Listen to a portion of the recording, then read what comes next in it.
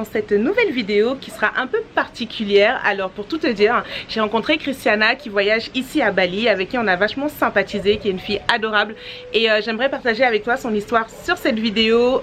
Voilà, on va parler business, on va parler de travailler en ligne, on va parler de closing, on va parler de finances, et voilà, je me suis dit que ce serait vraiment pertinent avec le type de contenu que j'aimerais proposer de plus en plus maintenant sur ma chaîne. Donc si ce genre de contenu t'intéresse, n'hésite pas à rester pour la suite de la vidéo, et en attendant tu peux liker, partager et surtout commenter si jamais tu te sens t'as envie de partager quelque chose avec nous. Et voilà, je te dis à tout de suite.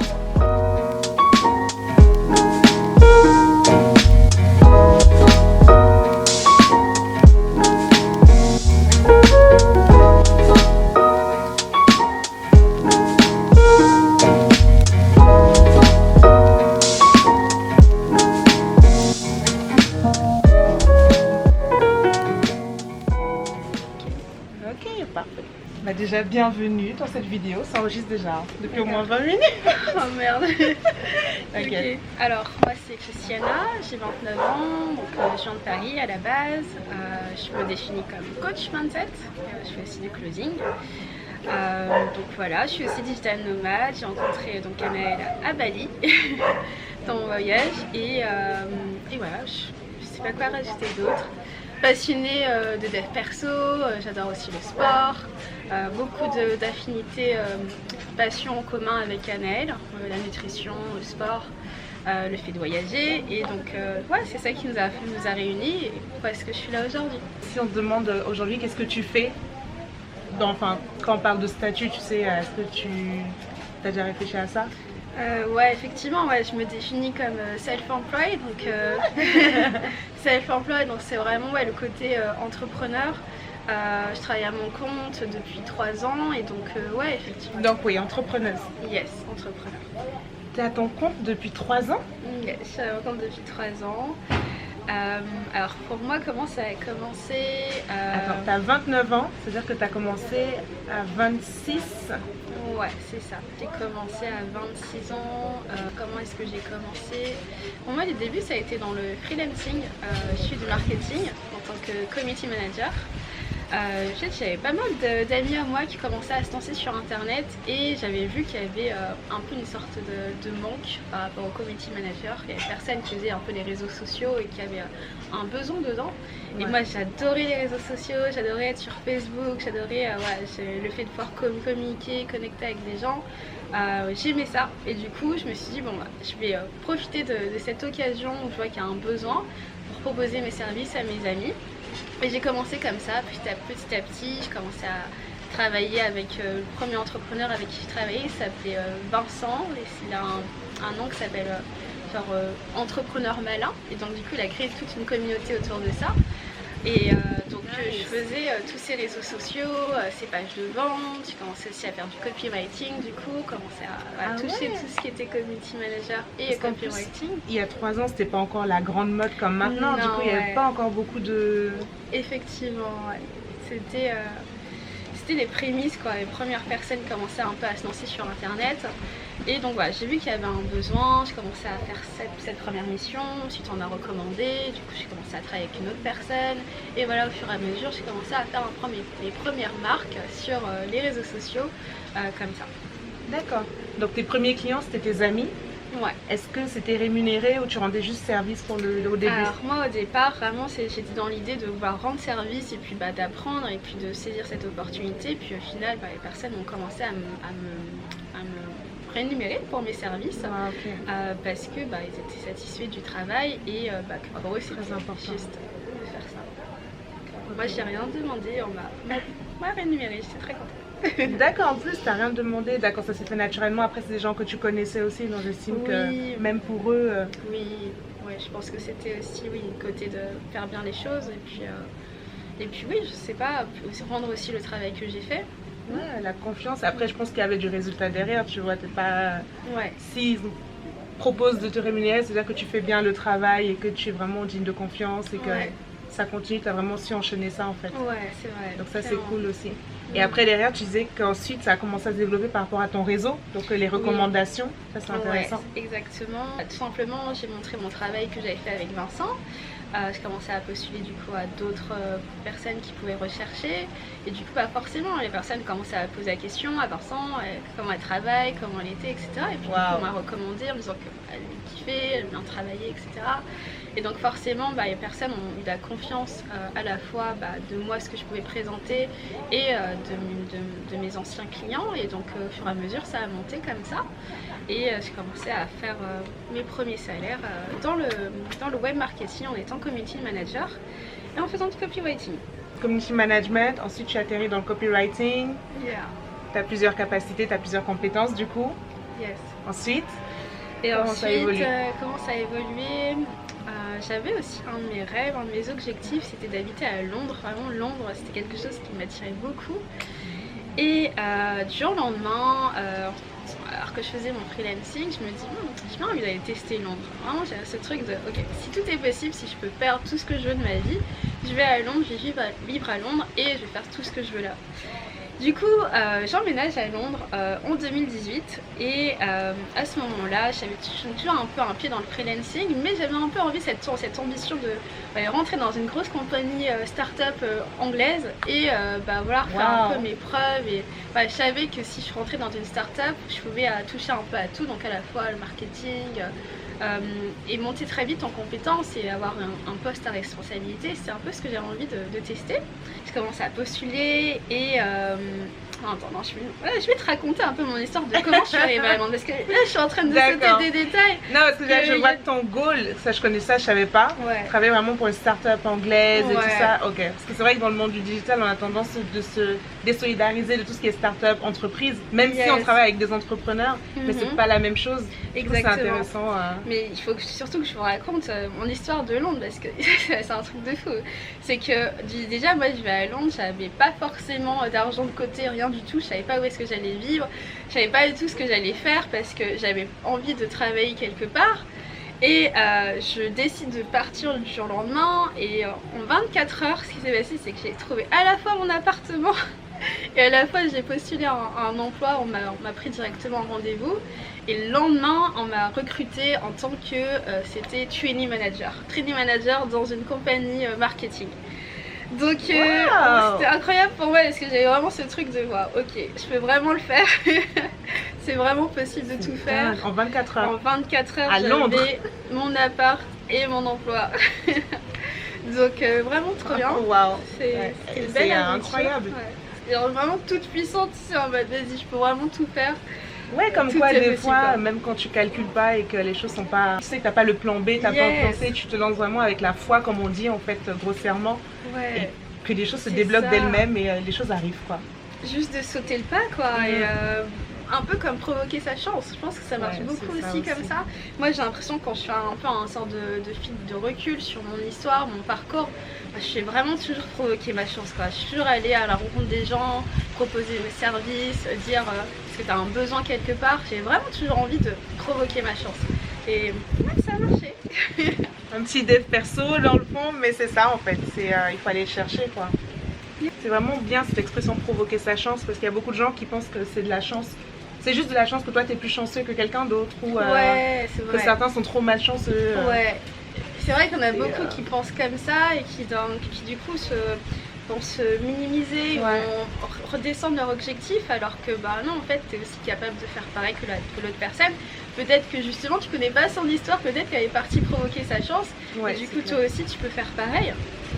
Justement, ça qui est aussi super intéressant, c'est d'aller poser des questions aux gens. Moi, j'adore de savoir comment est-ce que la personne a réussi à faire ce que j'ai envie de faire, comprendre son histoire, qu'est-ce qu'elle a pu affronter. Et là, d'un coup, tu comprends que si elle l'a fait, moi aussi, je peux le faire. D'accord, je t'ai pas prévenu, mais tu es sur une chaîne d'introvertis. Donc aller parler à des inconnus, nous on sait pas faire ça. Moi j'apprends encore, de toute façon je le dis aussi dans mes vidéos. Mais du coup c'est vrai qu'on en avait déjà parlé un peu, tu t'estimais plus extraverti quand même qu'introverti, même si tu es plus posé maintenant. Ouais, carrément, Mais c'est vrai que chez nous du coup, je vais parler pour tous les introvertis de France, parce que je le représente désormais, c'est un vrai challenge. Donc même moi, mes premiers aller chercher mes clients et tout ça, ça a été, je suis allée timidement quoi. Je sais pas, moi, tu vois, quand tu me dis ça, moi je crois à moitié ce que tu me dis parce que je te vois et j'ai l'impression que je pense tous les introvertis en soi sont plus ou moins comme ça, à certains degrés. Vous avez vraiment cette capacité à être confiant, à pouvoir parler avec des gens, de pouvoir obtenir ce que vous voulez. Enfin, je le vois chez toi, Anaëlle.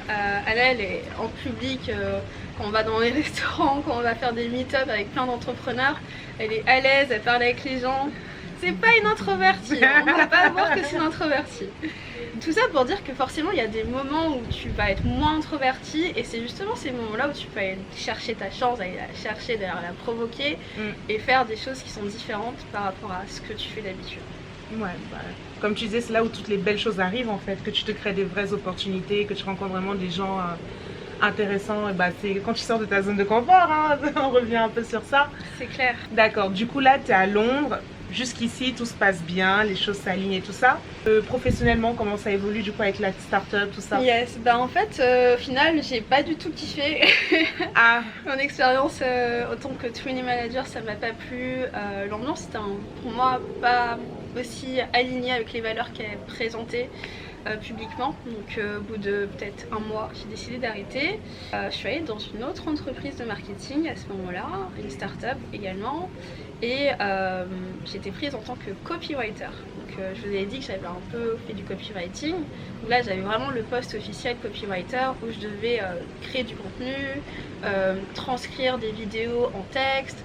J'utilisais toutes les plateformes, Spotify, Facebook, Instagram. D'accord, juste, je t'interromps vite fait. Tu peux expliquer en quelques lignes le copywriting? Parce que moi j'en parle dans l'accompagnement, mais c'est vrai que des fois les gens qui me suivent, ils savent pas tous ces métiers-là, tu vois. Yes, donc le copywriting, ça va être écrire des textes de vente, des textes qui vont marketer ton produit, ce que tu fais, ce que tu proposes, de sorte que les personnes puissent être intéressées par tes services. Donc en gros c'est ça, c'est vraiment la capacité à vendre à travers du texte. Voilà. Merci. Du coup, ouais, là tu as un autre poste en copywriter, du coup. Ouais. C'est un truc de fou, tu sais, que j'ai jamais tilté. On a dû en parler peut-être en soirée, mais c'est que maintenant que. Je crois qu'on n'est pas parlé. Hein. Copywriter, ouais, vite fait quand même, parce que tu m'avais parlé community management. Mais ok, je te redécouvre en même temps, c'est bien. En étant sobre aussi, c'est agréable. Dans la deuxième boîte. Yes, deuxième boîte. Ouais, c'était sympa, on était avec que des Français. Mais encore une fois, il y a un truc où moi je me sens pas complètement encore dedans, encore une fois, où il y a un truc qui est partagé de valeurs ou de choses qu'on doit faire, qui est un peu comme décalé par rapport à ce que le représentant, donc l'entrepreneur qui a la start-up fait. Il y a toujours une sorte de distanciation, je trouve, ou une sorte de désalignement, on parlait d'alignement, entre ce qui est partagé et comment les choses sont faites. Moi en vrai, là ce que j'ai pu voir dans cette entreprise, c'est qu'il y avait beaucoup de personnes qui disaient que c'était de l'escroquerie, que voilà, le truc de marketing ça tenait pas, que les ventes, les services qui étaient vendus, c'était pas forcément très net. Et donc voilà, tout ça, ça joue sur le fait de je suis peut-être pas au bon endroit. Et je pense que tout ça, ça m'a donné en termes d'expérience cette envie de vraiment être à mon compte et faire les choses par moi-même et de pas travailler pour quelqu'un, que ce soit une start-up ou une société, et vraiment faire les choses par moi-même. Je te recoupe, ça c'était combien de temps après que tu sois arrivée du coup à Londres? Ça c'était la première année en 2018, c'était les 3-4 premiers mois quoi. D'accord, donc vraiment ça s'est joué là, de ton arrivée à ce qui va suivre. C'est là où il y a eu tous les petits déclics déjà, que tu t'es rendu compte déjà que ton dream job c'est pas vraiment ton dream job, que le deuxième c'est pas trop ça non plus. Ok. Exactement, tout à fait. Et à ce moment-là j'étais un peu passionnée par le sport, vraiment j'en faisais tout le temps et j'avais une salle de sport avec mon appart. C'est vraiment trop bien à Londres parce que tu peux habiter dans des immeubles trop bien avec vraiment un truc high-tech et tout, et ta salle de sport qui est juste en bas. On a pas ça à Paris. Je me suis dit, bien sûr, profiter de cette opportunité d'avoir ma salle de sport et d'arrêter ce truc de start-up pour lancer mes services de coach sportif. Waouh, c'est que j'y ai pensé aussi, coach sportif. Ouais, ça m'étonne pas. Et parce que du coup on est un peu dans le même mindset, on aime bien se dépasser. Et donc j'avais envie de tester, est-ce que je serais une bonne coach sportive, est-ce que j'arriverais à proposer mes services et donner envie aux gens de s'entraîner. Bien sûr que oui. Et du coup ça a marché avec les Français, j'ai commencé à lancer mes services, à vraiment aller plus bas que ce que le marché faisait en termes de prix. Et je voyais que ça prenait énormément d'énergie. Oh là là, mon dieu. Je faisais peut-être 3 cours, mais 3 cours de 1h30. Et à la fin, j'étais explosée. Genre, en fin de journée, j'en pouvais plus. Je me suis dit, waouh, c'est vraiment intense. Physiquement, de faire des cours. Ouais. Ou avec les clients C'est à la fois les deux, à la fois le physique, à la fois le mental, parce que tu dois tenir un certain niveau d'énergie, tu as envie de prodiguer. Et enfin provider, et du coup il y a vraiment ce truc où ça prend beaucoup. J'ai fait ça pendant 2 semaines. J'ai arrêté quand même. Ok, j'aime bien.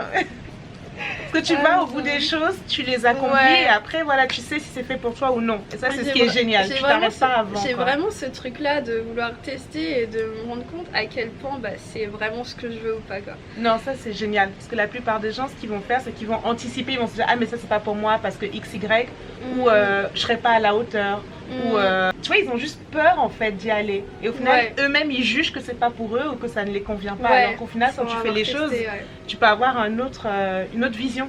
Ouais, c'est vrai. C'était vraiment ce truc là où je sais que je sais pas ce que je sais pas. Il y a vraiment cette idée de là de aller voir les choses et tester. Et tu le fais naturellement. C'est ce que j'ai fait quoi. Génial. Ouais, voilà. Du coup, donc j'ai arrêté ça. Qu'est-ce qui s'est passé pour moi à ce moment-là? Je crois que je me suis un peu cherchée après. En mode, ok, j'ai testé mon truc de compagnie, start-up, marketing, freelancing. Je voyais que ça prenait un peu ce truc de plus trop de recommandations et moi j'avais pas forcément envie de mettre de l'énergie dedans. Donc du coup, j'ai pas forcément. Enfin, tu sais, en fait, moi mon truc c'était pas d'être community manager ou d'être copywriter. J'aurais vraiment pas ce truc là de me dire ah j'ai envie d'être ça et du coup de me développer dans les réseaux sociaux pour faire ça. C'est un concours de circonstances. Ouais, clairement. Parce que j'ai vu qu'il y a une opportunité, du coup je l'ai prise sur le moment et puis j'ai joué dessus. Tu vois, ça aussi, mindset. J'ai l'impression que c'est assez naturel pour toi. Tu vois qu'il y a un truc, tu y vas. Ouais, c'est vrai. Vite fait, une petite parenthèse aussi. Est-ce qu'en termes de diplôme, de légitimité, c'est quelque chose qui pour toi est un frein ou pas, ou sinon au niveau de tes études, où est-ce que tu en es? À aucun moment. Moi je fais des études de droit, une école de commerce, en management. Bac plus 3, non. D'accord. Ça a jamais joué. C'est vrai qu'au départ, on est quand même assez conditionné, je pense, en France à vouloir avoir des études, un diplôme, d'avoir une certaine reconnaissance parce que forcément ça te place dans un certain statut quand tu as fait des études. Mais avec le travail de dev perso, quand tu vas chercher un peu plus loin, tu te rends compte que les gens font des choses incroyables. Enfin, il y a des entrepreneurs, il y a des coachs qui gagnent super bien leur vie en faisant ce qu'ils aiment et qui sont en train d'apporter à la société, aux gens autour d'eux. Moi, c'est ce truc là qui m'a fait me dire mais en fait mes études on s'en fout, genre vraiment pas les couilles, genre je peux faire ce que je veux de ma vie sans avoir des études forcément élevées, bac plus 6 ou quoi. Et voilà, j'ai vraiment ce truc où ça a un peu shifté dans ma tête de me dire c'est pas mes études qui va compter mais vraiment moi, ma personne, mes compétences, ce que je peux apporter et la différence que je peux apporter dans ce que je suis en train de faire. Ouais, on était sur l'après copywriting, tu as fait le coaching sportif, c'était pas pour toi non plus. Ouais, un peu ce truc où du coup je me cherche. Tu te cherches mais tu testes plein de choses. Je teste plein de choses. Honnête, ouais. Yes. Pendant que tu cherches, est-ce que tu es actif professionnellement ou tu es vraiment en break et tu réfléchis, tu es plus dans l'introspection ou tu es dans ta vie en tout cas, tu n'es pas trop dans le business? Ouais, je suis vraiment dans l'introspection. Et à ce moment-là, il y a vraiment ma valeur religion qui prend le dessus sur ma vie et limite je me coupe un peu de ce truc de business pour vraiment me concentrer sur ma vie spirituelle. Ouais, je t'ai dit que j'avais passé un moment où j'étais vraiment très très reliée à Dieu, où je priais beaucoup, etc. Et bon, je pense que ça a été ça un peu ce passage de je sais pas trop où est-ce que je veux aller, j'ai testé pas mal de trucs et je suis pas sûre de vraiment trouver le truc, où je vais me remettre un peu sur moi, prier, etc. Au moins 6 mois. Et après ça, je rentre à Paris. Je rentre à Paris, c'était début 2019, attends, 2020. 2020? Ouais, okay. C'est passé super vite quand même. Ouais, j'imagine. Tout ce que tu as fait, c'est vachement active. Ouais. Et je sens que dans ta tête aussi, ça cogitait pas mal. Ouais, c'est vrai que parce que là, je sais pas, tu me diras si je me trompe ou pas. Tu sais, je suis chrétienne, enfin, je crois en Dieu, tout ça. Bref, vite fait. comme tu disais, au niveau des valeurs avec les gens avec qui tu travailles en fait. Parce que du coup, je pense que tu as un système moral qui est quand même éduqué d'une manière. Je vais pas dire que ça te représente aujourd'hui, mais bon, tu es éduqué d'une manière, moi aussi. Qui fait qu'avec certaines personnes, bah, des fois, d'un point de vue moral, les systèmes de valeurs, bah, des fois, il y a des choses qui passent pas. Et ça fait que je remets en question tout ma collaboration avec cette personne en me disant, mais je veux pas m'associer avec ce type d'individu. Ça peut être un petit détail, tu vois, que beaucoup vont dire, ah mais c'est rien, tout le monde est comme ça, move on. Et que toi tu restes bloqué dessus en mode, non ça me ressent pas, c'est pas moi, j'ai pas envie de renvoyer ça. Ou ce truc où tu sens que c'est pas complètement aligné avec toi et que t'as pas envie de participer à ce truc-là. C'est vraiment très bien ce que tu viens de dire et merci, du coup ça résume un peu le pourquoi est-ce que j'ai arrêté. Et en fait, du coup j'ai oublié que j'avais fait une autre collaboration du coup avec un coach. Donc du coup je suis rentrée dans le coaching en deuxième année en 2019. Ah ouais, mais en fait je fais pas mal de trucs. Bah tu vois, maintenant tu le dis, tu vois, ça fait pas mal de trucs. Et c'était un peu le passage pour moi justement avec le coaching où officiellement je me dis ok, j'adore le coaching, ça fait 2 ans, du coup j'ai commencé le Dev Perso en 2017. J'adore le coaching, donc vraiment il faut que je commence à mettre un pied dedans. Et du coup j'ai trouvé une collaboration avec un français très connu, Eric Bianzin, peut-être que tu connais, t'as entendu parler de lui. Non, ouais. Tu regarderas. Et du coup j'ai commencé à travailler avec lui, pour lui, commencer à travailler avec ses clients, voilà, commencer un peu à toucher un peu ce que c'est le coaching. Quand tu dis coaching, encore une fois pour les personnes qui nous regardent parce qu'ils ne sont pas forcément familiers, tu sais, avec tout cet univers de coaching, toi t'entends quoi quand tu dis coaching? En quelques mots, très simple. Coaching, ça va être un peu l'accompagnement de personnes vers un objectif. Vraiment, d'amener la personne à un point A, à un point B. Ça va la définition? C'est la tienne, mais ouais, ça résume bien aussi l'image que j'ai du coaching. Parce que j'ai remarqué avec certaines personnes, ça varie, tu vois. Ouais, chacun a sa définition du coaching. Ouais, il y a des coachs, c'est des gourous. Hein. Voilà, donc je voulais savoir, toi, comment tu te positionnes. Ou des accompagnateurs, ou des guérisseurs. Enfin, tu vois, ça s'appelle coach aussi. Oui, c'est vrai, c'est vrai. C'est vrai que j'aurais pu aller dans ce côté-là, parce que je pense tu me connais. Okay, chaque chose étape par étape. Ok. Ah, attends, mais il faut que je raconte parce que du coup, j'ai à la fois du coup ce truc de. Du coup, je suis en coach à distance. Donc, je travaille à mon compte avec mon ordinateur en tant que coach avec Eric Bianzin. Et en même temps, je suis encore à Londres. Et j'avais encore un autre truc, un autre objectif à aller réaliser qui était important pour moi. Donc, je vous ai dit, j'étais passionnée par le dev perso. J'ai commencé mon premier séminaire avec Tony Robbins à Londres en 2017. Et il y a son entreprise qui s'appelle Successes Resources. Et il y avait vraiment ce truc de ah putain, moi j'aimerais tellement pouvoir travailler dans cette entreprise parce que c'est un peu pour moi la première porte dans le dev perso. Et en plus, on peut pas faire mieux, hein. Tony Robbins, enfin. C'est ça. Voilà. Et du coup, the best of the best. J'ai postulé et j'ai été recrutée en tant que je faisais du Customer Services. Yeah. Donc je travaillais dans les locaux de Successes Resources à Londres et j'étais super heureuse parce que encore une fois j'avais réalisé un de mes objectifs et j'étais à l'enceinte même de tout ce qui se passe dans le dev perso. C'est-à-dire que c'est la première entreprise du dev perso dans le monde qui organise le plus de séminaires. Et voilà, du coup ça a encore pour moi encore ouvert des portes de tout ce qui est possible de réaliser. Et j'ai l'impression de ne pas avoir fait grand chose, juste un peu jouer des cartes, de tiens est-ce que tu peux me recommander, tu vois, j'ai envoyé des messages. C'est déjà énorme, Christiana, tu te rends pas compte. La plupart des personnes ne font pas ça, je m'inclus dans le tas, tu vois, on n'ose pas. Et du coup, toi, à chaque fois que tu as comme ça rencontré ces infopreneurs-là, que tu as côtoyé ces milieux-là, que ce soit dans le copywriting, dans le community management, toi déjà là, tu as un pied dans le monde du digital, même si chez Tony Robbins, entre parenthèses, tu es en présentiel. Mais du coup, toi, au fur et à mesure, tes perspectives s'élargissent, j'imagine, tu vois. À chaque fois, tu te dis, ah, mais il est possible de faire ça, ça, ça, ça, ça. Et ça te rapproche aussi de ce que...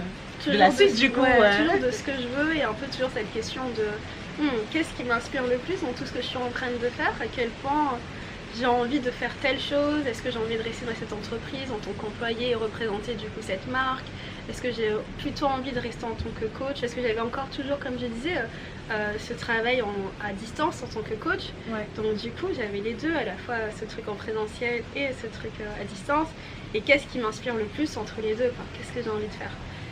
Ça a toujours été la question, et je voyais que toujours le truc quand même des contraintes, le fait de pouvoir répondre à un patron, de devoir faire des heures précises, ça c'est quand même un truc qui à chaque fois me saoulait et qui fait que j'avais besoin de cette liberté complète que je pouvais retrouver en tant qu'indépendante et pas en tant qu'employée. D'accord. Et à quel moment tu deviens alors indépendante? On doit du coup direct dedans. À quel moment je deviens indépendante pour de vrai? Ouais, je travaille vraiment pour toi. C'est une bonne question parce que au final, tu vois, encore aujourd'hui, en tant que closeuse, parce que c'était là mon activité principale au cours des derniers mois, à quel point je peux dire que je suis indépendante, puisque oui, c'est vrai, on collabore quand même avec... Et vraiment, tu vois, je me posais la question, c'est à quel point finalement dans ce que je vais avoir vraiment ce côté indépendance à 100%, et au final, je l'ai pas complètement encore atteint. Non, c'est vrai. Parce qu'on nous voit un peu le closing comme tu es ton propre patron, tu fais ce que tu veux, soit qui décide, blablabla, mais au final, c'est pas vrai. Parce que si tu fais pas de vente, bah t'es pas payé et tu dois vendre quand même le produit de quelqu'un d'autre aussi. C'est ça, et c'est pas directement un client qui va te payer, donc aussi. Ouais, il y a un intermédiaire et du coup pas complètement indépendant de ce que tu es en train de faire. Donc il y a ça, il y a ce problème là qui est là, et moi qui me fait toujours me questionner, c'est ok, il faut vraiment que je lance mon truc de coaching, mon programme à moi, parce que là je serai complètement indépendante. Et c'est là le challenge. Tu me posais la question de quels sont mes challenges. Voilà, aujourd'hui c'est ça le challenge, c'est de passer cette étape où je suis complètement indépendante, où je vais proposer mes services, mon programme et le faire de A à Z. Parce que j'ai fait pas mal de tentatives de le faire, de lancer ça. T'avais déjà essayé? Ouais, j'ai déjà essayé. Alors c'était pas forcément un programme, mais c'était un accompagnement. Malgré le fait que je sois compétente dans le marketing, que j'ai touché à ça, que j'ai fait pour plusieurs entrepreneurs, le faire pour soi, c'est pas la même chose. C'est pas du tout la même chose. Et ça où tu te rends compte le travail non seulement qu'il y a à faire derrière, mais aussi qu'il y a à faire sur soi-même. Bon, déjà tu es dans le dev perso, tu connais, mais c'est encore plus d'actualité quand tu dois lancer ton programme. C'est ça, exactement. Moi je sais qu'aujourd'hui le fait de vraiment trouver mon positionnement, parce que comme je l'ai dit, j'ai attiré pas mal de choses, le sport, le mindset, du coup la vente, trouver exactement ce dont j'ai envie de faire, le proposer, c'est mon challenge. Et je pense qu'il y a pas mal de gens qui peuvent raisonner avec ça, le fait d'être attiré sur plusieurs sujets, plusieurs domaines, d'être un peu comme une slash personne, je sais pas si vous avez déjà entendu cette notion, où finalement tu as un peu tout et en fait, il y a plein de choses qui t'attirent, tu peux être closeuse, coach, tu peux être employée quelque part et être excellente partout, et de pas avoir forcément un truc sur quoi tu vas être vraiment excellente sur un point, et du coup de pas savoir trouver exactement qu'est-ce que tu veux proposer, quoi. Après c'est pas obligatoire non plus. Si tu es bonne partout, tu peux rester bonne partout, tu vois, dans plusieurs aspects de ta vie et continuer à faire ces cycles-là. Partir dans une activité, faire une autre. Après, tant que tu n'as pas trouvé genre le main project qui va vraiment assembler tout, tu vois, c'est pas... Enfin, je sais pas, c'est un avis, mais on va pas se mettre la pression, tu vois. Moi, je dirais pas aujourd'hui que j'ai trouvé mon dream job ou que j'ai atteint mon objectif ultime en termes de job, même si je crée mon programme, même si je le vends. C'est génial, j'adore faire ça, mais je n'irais pas jusqu'à dire j'en ai rêvé, quoi. Je dirais que c'est une belle chose, c'est en étant très pragmatique. Ok. Et du coup, je peux te poser la question de c'est quoi le truc qui te ferait te dire ah, ça c'est mon rêve, il te manque quoi pour ça? Je crois pas au dream job. Je crois que c'est un truc très américain, tu sais, c'est toujours très genre il nous faut le truc pour être heureux, le truc pour être épanoui, le truc pour être bien dans ta vie, non. Je pense qu'il y en a plusieurs, ça change tout le temps, on évolue et ça évolue aussi. Aujourd'hui, tu vas faire un truc, ça va t'épanouir, tu seras très heureuse de faire ça, d'avoir un impact, de donner du sens à d'autres personnes et à toi-même. Et demain, ça va être autre chose. Ouais, je comprends très bien, ouais. Parce que sinon, tu te fermes même parce que tu es tellement obsédée par le truc que tu vois même plus en fait. Des fois, j'ai l'impression, tu vois, déjà la chance que tu as ou les bonnes opportunités. D'accord, C'est je un... Ouais. comprends. Mais en tout cas, le fait de proposer tes services, ton programme, là, tu as atteint ce niveau d'indépendance et c'est ce que tu recherchais en fait. Ouais. Ouais. Je pense que voilà, la vision, et ça j'en parle dans mon programme, c'est trouver vraiment son why.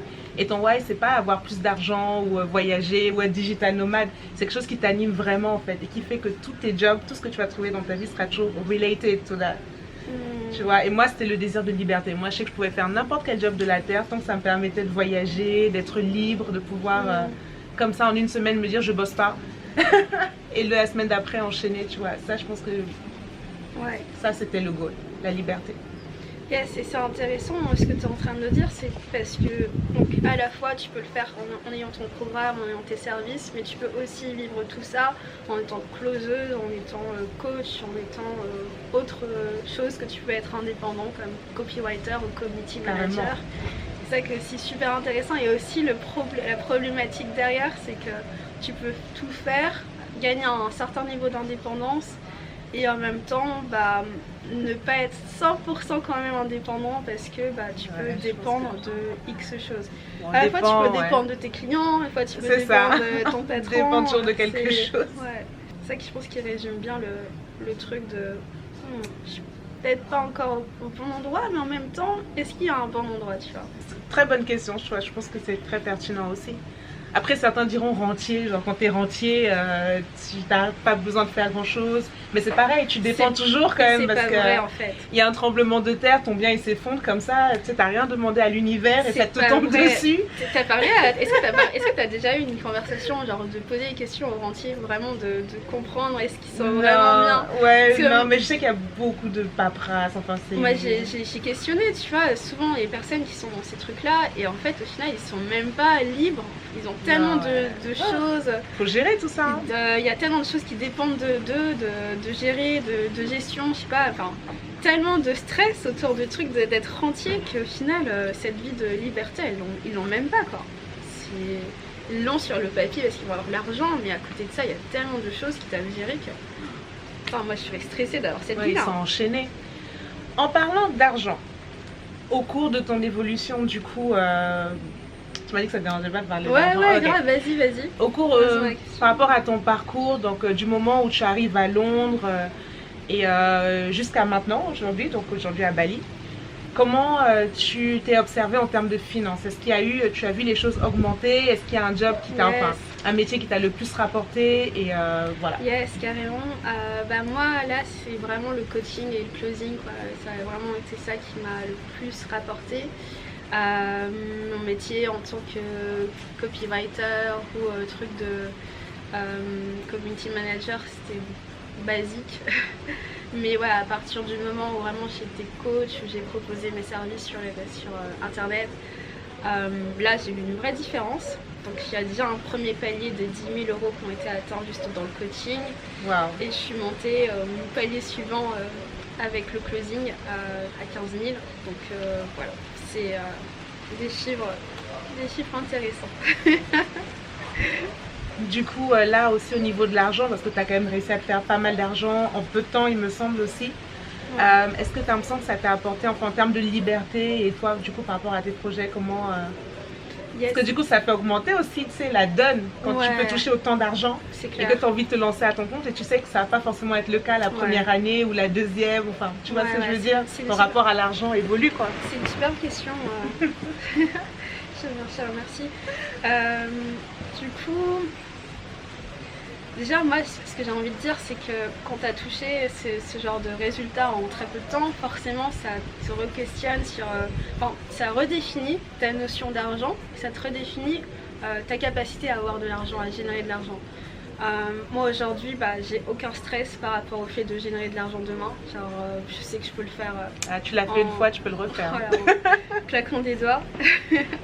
Donc il y a déjà ce truc là qui est ancré en moi de confiance et de sécurité par rapport à ma capacité de générer de l'argent. Ça c'est le premier point. Deuxième point, ma capacité à générer de l'argent en étant dans mes services à moi. Ça c'est vrai que c'est une vraie question et c'est encore un peu le sujet de mon challenge. Pour moi, je sais que, je sais pas si c'est une croyance limitante, mais pouvoir générer ça de moi-même en peu de temps avec mes services à moi, je sais pas à quel point c'est possible, tu vois. Même si j'ai un peu ce truc où tout est possible, j'ai encore ce truc de j'y crois pas à 100% parce que je l'ai pas encore fait. C'est vrai, mais c'est possible. Une offre à étiquette, 3-4 ventes, Ouais. c'est déjà dans les 10 000. Hein. Ouais, c'est vrai, c'est vrai. Parce que du coup, toi, ça te limite pas au final, en fait, cette histoire d'argent. Parce que tu sais qu'à côté, tu peux faire du closing, comme on avait un peu discuté. Et en même temps, pendant ce temps, tu crées ton offre, du coup, à étiquette aussi, parce que c'est quand même le mieux. Yes. Et tu la testes en même temps. Et ouais, si tu... Je pense que si tu vas comme ça, c'est secure, certes, mais c'est le mieux, tu vois, c'est le meilleur plan.